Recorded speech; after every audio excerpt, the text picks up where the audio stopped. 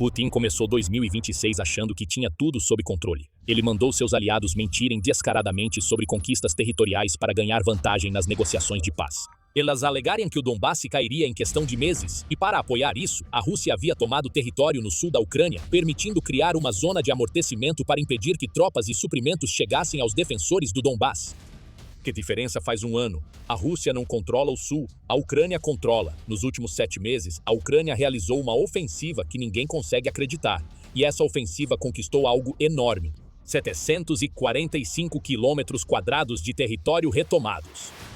Isso de acordo com o presidente da Ucrânia, Volodymyr Zelensky, que diz que a Ucrânia retomou impressionantes 745 quilômetros quadrados de território em 2026, prejudicando enormemente os planos de Putin para o ano nesse processo. Este deveria ser o ano em que todas as promessas feitas por Putin finalmente se tornariam realidade. Os porta-vozes russos disseram ao mundo que a Ucrânia estava em seus últimos suspiros, que o colapso estava chegando. E realmente, houve um colapso, só que foi a Rússia que foi derrubada, deixando seus planos para 2026 em frangalhos. A escala da ofensiva da Ucrânia é impressionante. O anúncio de Zelensky, em 12 de agosto, revelou que o grosso do contra-ataque ucraniano ocorreu em uma ampla área na linha de frente sul, se estendendo até a região onde Dnipropetrovsk, Zaporizhia e Donetsk convergem em uma só.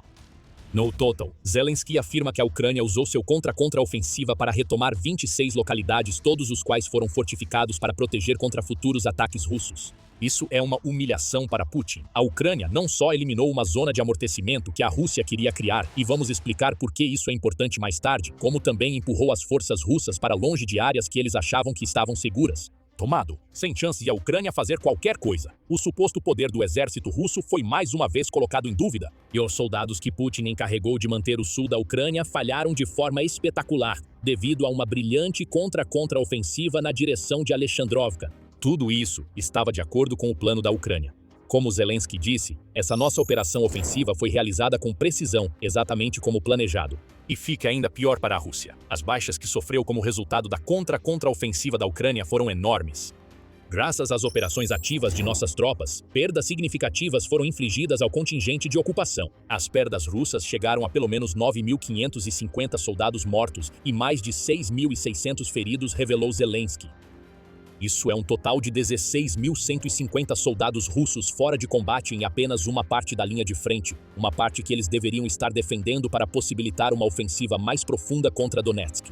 O New Voice of Ukraine mostra algumas das localidades que a Ucrânia libertou. Entre eles estão Yalta, Zelenihai, Tovster, Novohatska e Harushevskaya. Todos estão sob forte fogo russo desde 2025 e foram evacuados.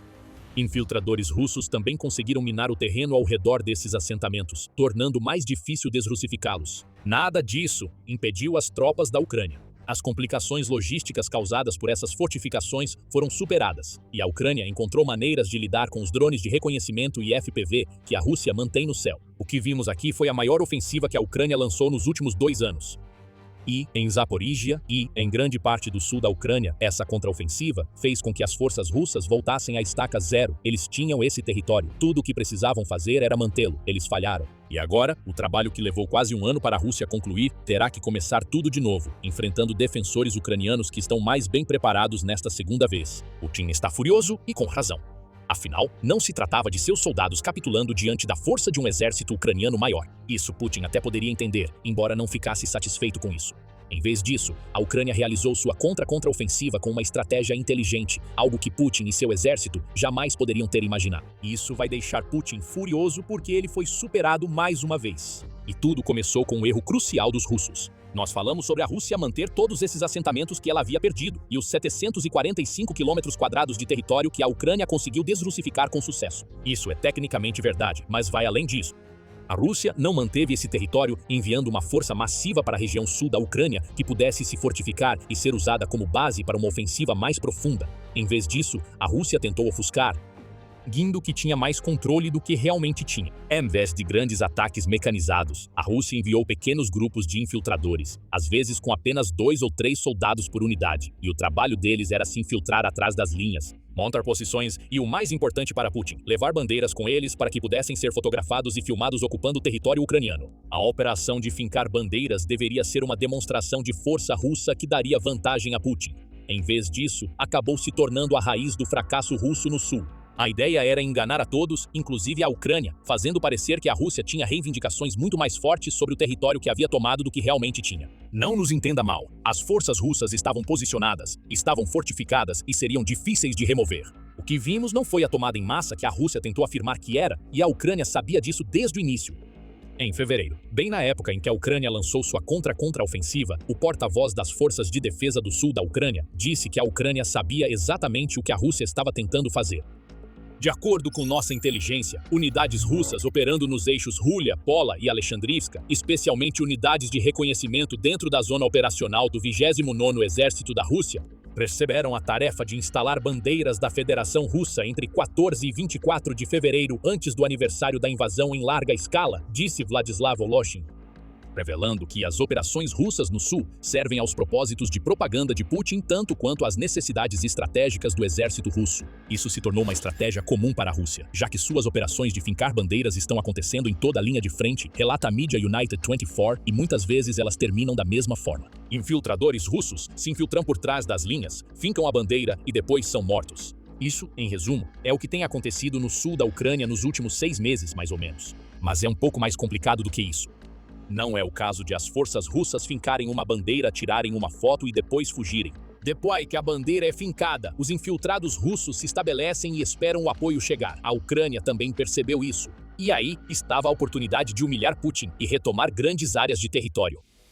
No entanto, a Ucrânia não lançou o tipo de ofensiva massiva que a Rússia poderia ter esperado. A história da libertação de 745 km² se resume a pequenos ataques realizados dia após dia, todos eles planejados para lentamente erodir o controle russo, enquanto apresentavam o menor risco possível às forças terrestres da Ucrânia. Essa é a genialidade da estratégia da Ucrânia, e é a última coisa que a Rússia esperava. Em vez de tentar conquistar tudo de uma vez, segundo o Kyiv Post, a Ucrânia identificava uma fraqueza nas linhas russas e concentrava tropas e poder de fogo nessa fraqueza. Os ocupantes russos eram pegos de surpresa, enquanto as equipes de busca e destruição da Ucrânia usavam drones para localizá-los e atacá-los, seguidas pelas forças terrestres avançando. Os russos morriam ou eram expulsos. Depois, a Ucrânia se reorganizava, identificava a próxima fraqueza e atacava novamente. É como montar as peças de um quebra-cabeça para criar um buraco muito maior. E a Ucrânia executou sua estratégia perfeitamente. Nós sabemos disso não apenas porque Zelensky nos disse. Os mapas detalham tudo e mostram que as forças russas têm recuado em Alexandrovka e em outros lugares. Mas antes de aprofundarmos um pouco mais, este é um lembrete de que você está assistindo ao programa militar. Nós vamos além das manchetes para te dar o panorama completo. Se você está obtendo informações com o nosso canal, considere se inscrever e ativar as notificações para não perder nenhum dos nossos vídeos. A genialidade da estratégia da Ucrânia tem uma segunda camada. O ato da Rússia de fincar a bandeira também poderia ter sido visto como uma forma de provocar a Ucrânia a lançar o tipo de ofensiva que lhe custaria mais soldados e equipamentos. Mas a Ucrânia não caiu na armadilha. Ela deixou a Rússia continuar com seus jogos de bandeira e, em vez disso, foi discretamente cuidando de desrussificar o território que a Rússia afirmava controlar. Sim, houve alguns anúncios ocasionais. No final de fevereiro, por exemplo, a Ucrânia anunciou a libertação de 400 km². Mas esses relatos sempre vinham depois do ocorrido. A Rússia nunca sabia qual seria o próximo alvo da Ucrânia ou quando isso aconteceria, o que significava que nunca tinha a chance de preparar seus infiltrados para o que estava por vir. Vemos o quão bem a Ucrânia se saiu em um mapa divulgado pelo Deep State. O provedor de inteligência de fontes abertas acompanha os avanços e retiradas em toda a linha de frente. No dia 12 de agosto foi publicado um mapa que comprova tudo o que Zelensky afirma. Está vendo essa área azul clara? Todo esse território foi libertado pelas forças ucranianas do controle russo em 2026. Deep State destaca 19 localidades diferentes dentro dessa única área azul, incluindo vários que mencionamos anteriormente, como Yalta e Hrushevskaya. Outros incluem Voronezh, Ternovka e Rivne. Todas as aldeias que a Rússia afirmava controlar, mas que caíram diante da estratégia da Ucrânia de explorar as fraquezas nas linhas russas pouco a pouco. Há outro elemento em tudo isso. A Rússia está enterrando a cabeça na areia. Esqueça isso. A Rússia não está apenas ignorando a conquista da Ucrânia, mas está fingindo que a desrussificação nunca aconteceu. Mais uma vez, podemos ver isso nos mapas. O blogueiro militar russo Rybar compartilha o que a Rússia afirma que está acontecendo. O vermelho no mapa dele é o que a Rússia afirma controlar, e você vai ver que Alexandrovka está destacada como estando quase completamente sob controle das forças russas. Agora volte para o mapa do Deep State. A área azul que mencionamos é o que a Ucrânia controla. A quilômetros dessa área para o oeste fica Alexandrovka, para ser exato, a 23 quilômetros de distância. Completamente intocada, talvez com exceção de alguma unidade de infiltração ocasional que conseguiu passar pela linha de de frente. Essa é a distorção da realidade que a Rússia cria para parecer que está se saindo melhor na Ucrânia do que realmente está. O mapa mostra controle total. O outro mostra uma linha ucraniana a quilômetros de um assentamento que a Rússia diz controlar. Existe uma desconexão no campo de batalha aqui. A narrativa russa colidiu com a realidade. E a realidade é que Alexandrovka não foi tomada. A Rússia perdeu 745 quilômetros quadrados da Ucrânia em 2026 e a ofensiva final, que deveria acabar com a Ucrânia e causar o colapso do Donbas, está de joelhos. Esse descompasso chega até o Kremlin, e vimos isso em ação várias vezes este ano. Pegue como exemplo a reunião divulgada publicamente e transmitida nacionalmente que Putin realizou com o chefe do Estado-Maior das Forças Armadas Russas, Valery Gerasimov, em 3 de julho. Gerasimov exagerou nas mentiras nessa reunião. Na frente de milhões de telespectadores russos, o general disse a Putin que a Rússia havia capturado 133 assentamentos ucranianos desde 1º de janeiro, totalizando cerca de 3.000 quilômetros quadrados da Ucrânia ocupados, sendo que 636 quilômetros quadrados desse território foram capturados somente em junho. Avanços rápidos estavam ocorrendo em Alexandrovka e Guliapol, disse Gerasimov a Putin, e a afirmação de que Alexandrovka havia caído veio mais tarde naquele dia, mas era tudo mentira. Como destaca o Kyiv Post, as tropas russas mais próximas, provavelmente infiltrados, estavam a 15 quilômetros de Alexandrovka naquele momento. E, novamente, o mapa do Deep State que mostramos antes prova isso. A Rússia afirma estar avançando em todos os setores, e faz essas afirmações mesmo enquanto ofensivas ucranianas ativas estão empurrando suas forças para trás. Em uma matéria de 30 de junho, a RIA Rússia destacou exatamente isso, mesmo antes das afirmações imprecisas de Gerasimov. Segundo o veículo, as avaliações de Putin sobre a realidade do campo de batalha na Ucrânia estavam divergindo da realidade mais do que nunca. Putin havia sido reduzido a exagerar os avanços da Rússia, consciente disso ou não.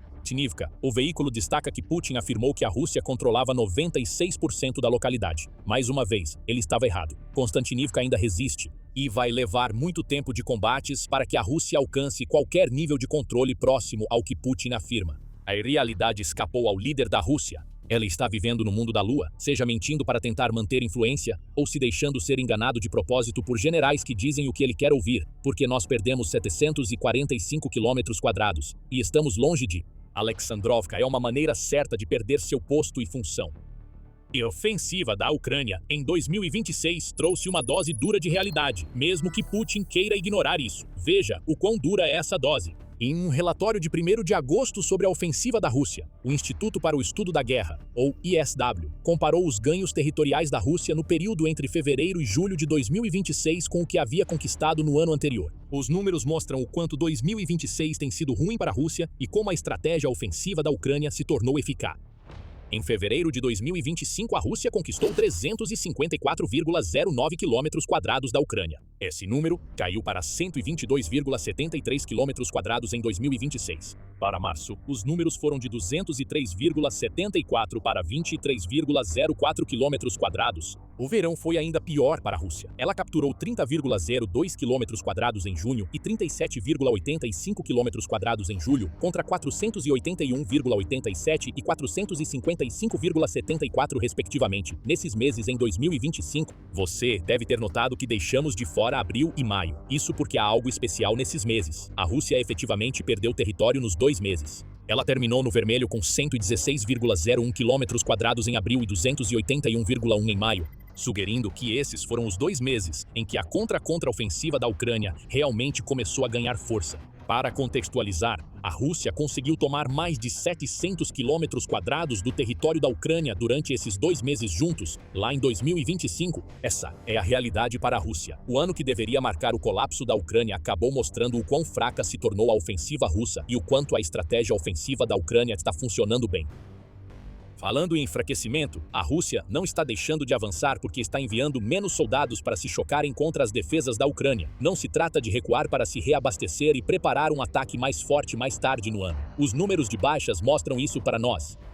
Em 3 de agosto, Zelensky revelou que a Rússia sofreu 225.500 baixas nos primeiros 7 meses de 2026. Vamos fazer um pequeno cálculo para mostrar o que isso realmente significa para o período que o ISW discute em sua avaliação. Primeiro, retiramos as baixas de janeiro, 31.680 delas segundo a Al Jazeera, o que nos dá 193.820 baixas entre fevereiro e julho.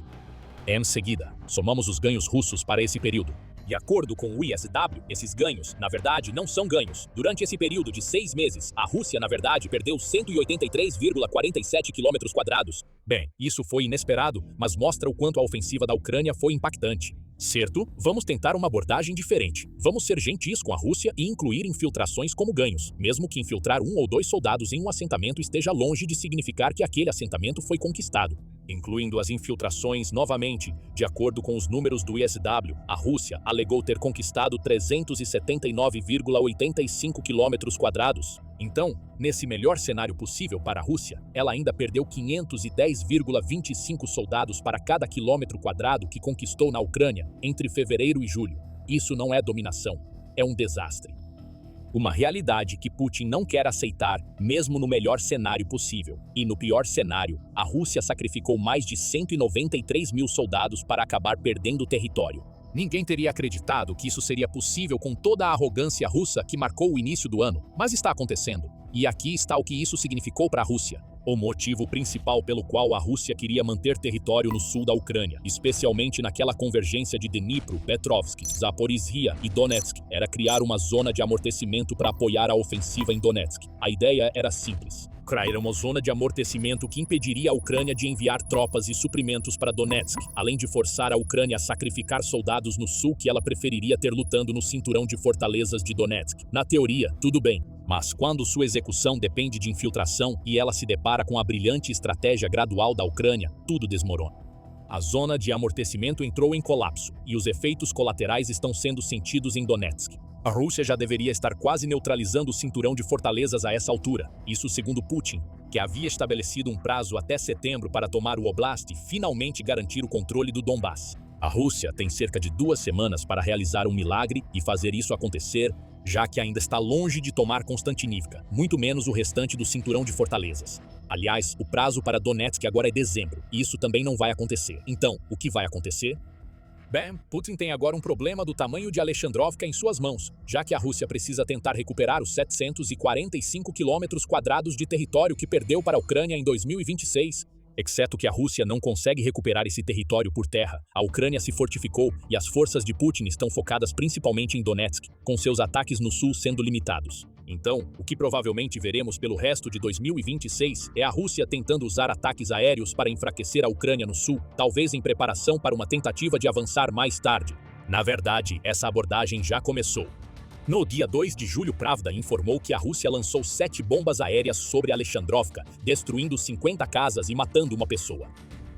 É uma maneira estranha de tratar um assentamento que você alegava ter capturado no dia seguinte, Rússia. Isso é desespero. A Rússia está sendo forçada a depender de sua estratégia aérea porque já não está mais perto o suficiente de Alexandrovka para atingi-la de forma confiável com artilharia ou lançar ataques terrestres. E tudo isso é por causa da Ucrânia. Libertar 745 quilômetros quadrados do seu território feriu Putin, o propagandista, mas simplesmente aleijou Putin, o estrategista fracassado. Agora, tudo que a Rússia pode fazer é atacar pelo ar. E pode ser que exista uma nação que tenha algo a dizer sobre isso. A Polônia está prestes a intervir. Os ataques aéreos da Rússia estão começando a impactar a Polônia. No final de julho, um míssil de cruzeiro russo Kak-101 penetrou 90 quilômetros em território polonês. A Rússia alegou que foi um acidente. A Polônia sabe que não foi bem assim. Está propondo uma nova estratégia ousada, que pode ser o fim da estratégia aérea da Rússia na Ucrânia. Se você quer descobrir qual é essa estratégia e o que ela pode significar para a guerra, temos o vídeo perfeito esperando por você. Mas antes de assistir a esse vídeo, não se esqueça de se inscrever no programa militar. Publicamos análises dos últimos acontecimentos na Ucrânia todos os dias. E obrigado por assistir.